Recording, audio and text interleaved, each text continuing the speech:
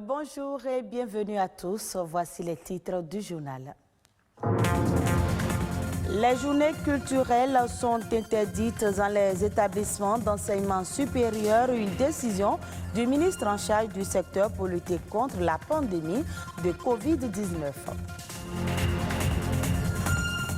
On les retrouve dans les rayons pharmaceutiques à côté des produits de la médecine moderne. Certains médicaments traditionnels font aujourd'hui objet de prescription médicale et donc officiellement commercialisés. La mer est l'étendue d'eau salée qui occupe la plus grande partie de la surface terrestre. Elle comprend des océans, recouvre 70% de la surface de la planète, mais c'est aussi une ressource économique incroyable. Au regard de l'ampleur que prend la crise sanitaire de la Covid-19 avec l'apparition de nouveaux variants, les autorités béninoises ont interdit depuis quelques semaines toute activité de nature à nécessiter les attroupements dans le secondaire. En effet, dans une correspondance en date du 14 avril 2021, le ministre des Enseignements secondaires techniques et de la formation professionnelle a décidé de la suspension de l'organisation des journées culturelles. Comment les élèves et les responsables d'établissements secondaires ont-ils accueilli cette décision? Élément de réponse dans ce reportage de Patrick Adjagbodjou. Dans les lycées et collèges d'enseignement général et technique, plus de journées culturelles ni de sorties pédagogiques jusqu'à nouvel ordre. C'est à travers une note circulaire en date du 14 avril 2021 que le ministre en charge de l'enseignement secondaire a suspendu ses activités périscolaires. Raison évoquée, éviter la propagation et la contamination de la maladie liée au coronavirus. Selon apprenants et responsables d'établissement, la décision est salutaire. Les journées culturelles sont des occasions de grands regroupements, de grands rassemblements d'élèves, des apprenants. Donc les interdire pour un temps. Nous avons approuvé, nous avons apprécié cette décision. On ne peut qu'applaudir parce que la santé avant tout. Il faut qu'ils soient en bonne santé pour étudier. Et il faut qu'ils étudient pour réussir. Pour moi, c'est une bonne décision, d'autant plus que la situation sanitaire ne permet pas. Si on devait organiser les fêtes maintenant, c'est encore ramener la maladie sous une autre forme. Pour le patronat des établissements scolaires privés du Bénin, la décision d'interdire l'organisation des journées culturelles est mal inspirée, même si le contexte sanitaire actuel s'y prête.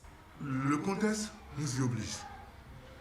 Et nous ne pouvons pas faire défection. Nous devons encourager les nôtres à respecter les décisions. La preuve, c'est que moi j'avais programmé, mais j'ai suici à cela. Mais cela n'empêche pas quand même qu'on puisse trouver des éléments qui crochent dans la décision qui est prise. Le gouvernement même a autorisé donc que les activités sportives se mènent au plan national. C'est un frottement, grande envergure. On peut nous demander donc d'organiser ces activités en respectant les mesures. Suspension, oui, mais on peut autoriser l'organisation des journées culturelles, sorties pédagogiques et excursions dans le respect des mesures barrières. C'est le souhait de certains apprenants et responsables d'établissements. Que cela reprenne, mais de manière un peu plus synthétique, c'est-à-dire chaque classe organise sa fête de façon particulière, mais de manière à respecter l'ordre des autorités publiques. Notre souhait, c'est que Covid-19 ne vienne pas arrêter. Parce que c'est nécessaire. Ce n'est pas du jeu. On veut que les enfants aient encore le punch dans la tête pour reprendre du travail. Maintenant, si Covid vient arrêter, c'est vraiment la mort dans l'âme. Afin d'éviter que cette décision ait des répercussions négatives sur les apprenants, les chefs d'établissement sont appelés à faire des suggestions aux autorités dans le but de permettre aux élèves de pleinement profiter de ces journées culturelles et sorties pédagogiques qui éveillent leur curiosité intellectuelle et enrichissent leur culture personnelle. Aujourd'hui, 4 mai, la communauté internationale célèbre la journée mondiale de l'asthme, une journée célébrée chaque année le premier mardi du mois de mai afin de sensibiliser davantage le monde sur cette maladie. Maladie chronique, l'asthme touche environ 340 millions de personnes. Elle se caractérise par des crises récurrentes où l'on observe des difficultés respiratoires et une respiration sifflante. Si l'on peut contrôler l'asthme avec des médicaments, il est également possible de prévenir les crises en identifiant et en évitant ce qui les déclenche. Des traitements efficaces existent et cependant, une grande majorité des personnes asthmatiques continuent de souffrir de symptômes qui les gênent dans leur vie quotidienne. Une mauvaise connaissance de la maladie peut également conduire certaines personnes à adhérer à des idées préconçues, largement diffusées et pourtant fausses. Dans les officines pharmaceutiques, on retrouve de plus en plus les médicaments à base de plantes. Le recours à une médecine traditionnelle de qualité peut faciliter la fourniture de soins de santé aux populations selon l'Organisation mondiale de la santé. Ainsi, reconnus pour leur efficacité à la préservation de la santé, beaucoup se demandent si ces médicaments subissent le processus de contrôle et d'homologation du ministère de la Santé avant d'être commercialisés en pharmacie. Quant au prix et l'efficacité entre ces médicaments et ceux modernes, la question se pose également. Un docteur en pharmacie nous apporte plus d'éclaircissement.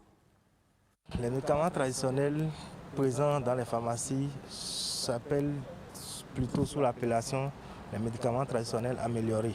Ces médicaments traditionnels ne peuvent pas se retrouver en pharmacie s'ils n'ont pas une autorisation de mise sur le marché béninois. Du coup, l'État a allégé un peu l'autorisation de mise sur le marché pour ces médicaments et on appelle autorisation allégée de mise sur le marché. Et c'est tous les médicaments traditionnels normalement se retrouvant en pharmacie doivent avoir cette autorisation de mise sur le marché de part du ministère de la Santé du Bénin. Dans certains pays, il existe la médecine moderne dans les CHU et la médecine traditionnelle à côté. Et c'est ce qu'on souhaite aussi. C'est une complémentarité, les médicaments traditionnels améliorés et les médicaments dits de spécialité ou les médicaments modernes. Ce n'est pas des concurrents. Chacun reste dans son rôle et chacun se complète à l'autre. On arrive parfois à retrouver sur des ordonnances les deux types de médicaments, où on met le médicament moderne ou le médicament spécialité, on met après le médicament traditionnel. Ça se retrouve parfois où on a des conseils du pharmacien sur les médicaments traditionnels, ou aussi on a des conseils des praticiens. Les populations n'ont qu'à être rassurées que lorsque vous venez dans une pharmacie et vous trouvez un médicament traditionnel, ces médicaments traditionnels sont sécurisés et la population peut les prendre sans inquiétude, comme les médicaments modernes, dits modernes. Et nous, notre rôle est d'abord un rôle de santé publique. C'est vrai que ces médicaments ont un coût abordable, mais il ne faut pas négliger ce côté sécurité médicaments. C'est ce que nous portons à la population en leur rassurant que lorsqu'ils rentrent dans une pharmacie et trouvent des médicaments traditionnels, les médicaments traditionnels sont rassurants. C'est mieux qu'en pharmacie, qu'aux abords de la voie, qu'en dehors de la pharmacie. Parlons maintenant environnement. La mer occupe la plus grande partie de la surface terrestre. La mondialisation des économies repose sur la libre circulation des flux maritimes. C'est par la mer que transitent 90% des marchandises échangées dans le monde. Aussi, 30% des hydrocarbures consommés dans le monde proviennent de la mer. C'est un véritable enjeu de trafic maritime et de navigation. Cependant, au-delà du rôle qu'elle joue, la mer est essentielle pour la croissance économique de toute nation. Josué Daniel Sosa.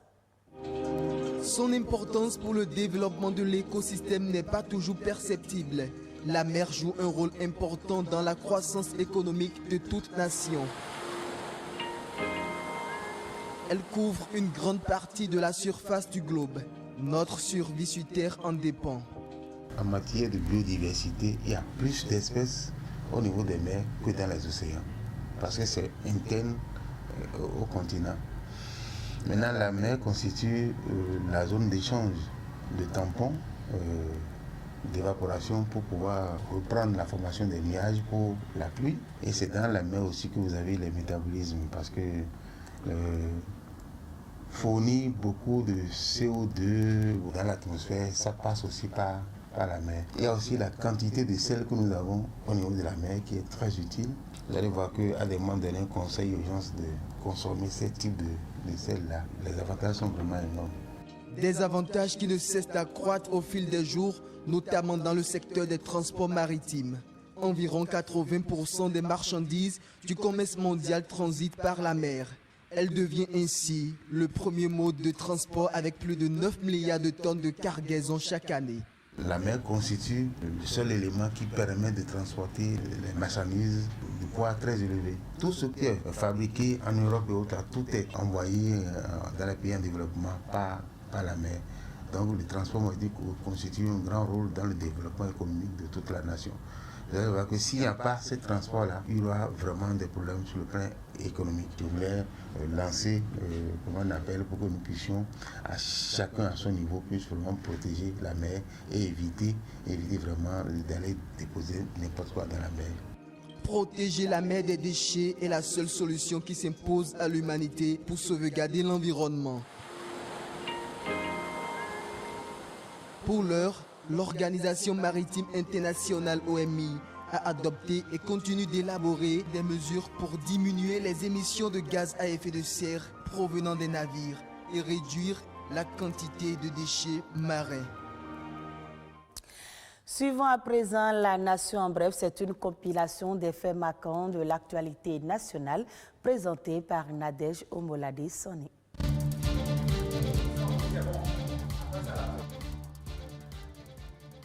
35 000 petites et moyennes entreprises vont bénéficier dans les jours à venir d'un appui de la Banque mondiale.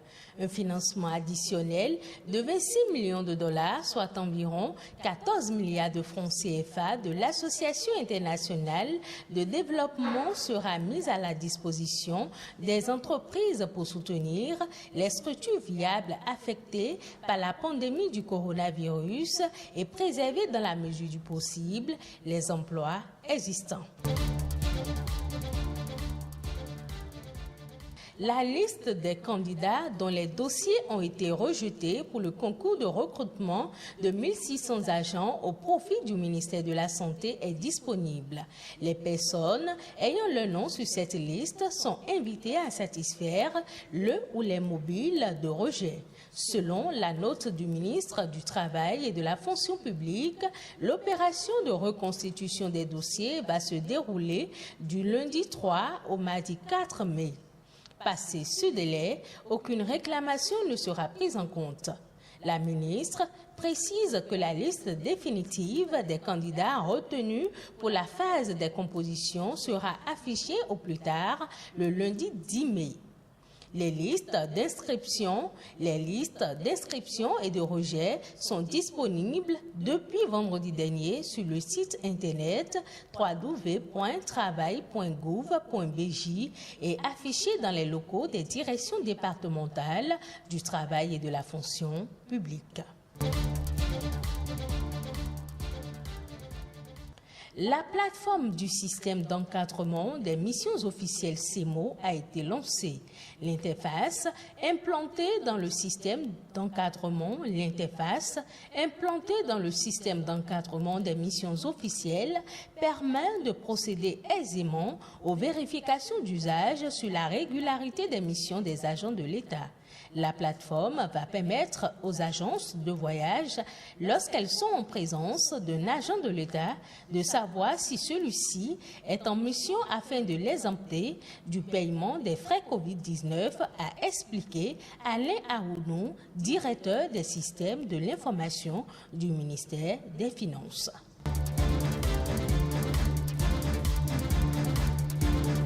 Le paiement du solde de l'IRPP et de l'IS prorogé au 10 mai. C'est à travers une autre circulaire que le directeur général des impôts a informé la population béninoise de la prorogation du délai de dépôt en ligne de l'alias fiscal et du solde de l'impôt sur le revenu des personnes physiques IRPP et de l'impôt sur les sociétés IS. D'après la note, cette rallonge a été accordée en raison des dysfonctionnements observés sur la plateforme e-service et pour faciliter l'accomplissement des obligations fiscales aux contribuables. Retrouvez ce journal sur le site de l'OACTB, www.oactb.bj. Merci à vous de nous avoir suivis et très bonne suite des programmes de BB24.